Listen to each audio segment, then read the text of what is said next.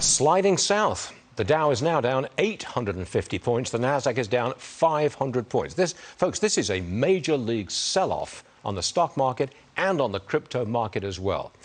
Right now, we're going to cover politics.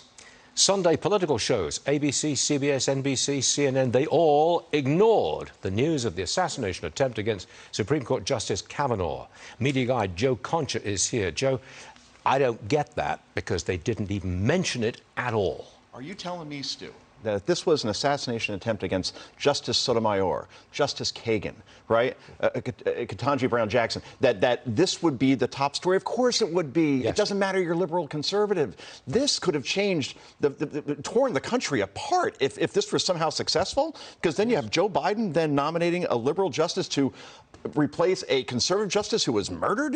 Yeah. And don't tell me this is out of the realm of possibility that this guy couldn't have carried this out. There were 11 mass shootings in this country just this past weekend alone, right? We're in an environment now that's very tense. And the fact that the media won't cover this, it's the ultimate sin of omission. It is. It's a disgrace. Disgrace. Thank you. It is an absolute disgrace. Next one. Yeah. An MSNBC host, I think it was Willie Geist, actually. Mm-hmm. He's not buying the White House's Putin price hike spin. Just watch this. Roll tape, please.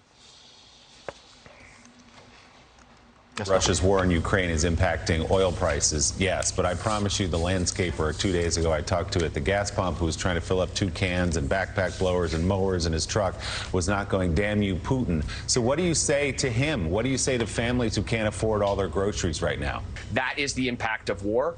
It's not fun. Nobody likes it, but we have to stand against that aggression. Just not working, is it? These excuses for inflation. Just not working. It's not working because it's not truthful. It's a lie, right? It's very simple, Stu. Okay, I'll look at the camera and show you how a graph works, all right? In January 2021, inflation was well below 2%. Now it is at 8.6%.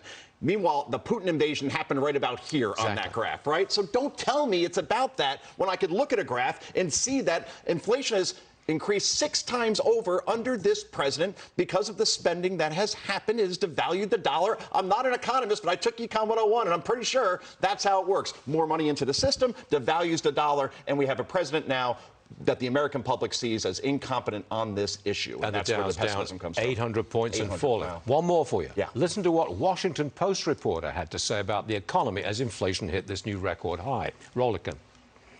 You are starting to see Democrats shift the messaging a little bit, but whether that is a little too late, we're still a couple months away, but it could be a little too late for a lot of these people who are saying, we need help now. I have to believe that there's serious trouble for Democrats this November. Absolutely, because you just look at history, right?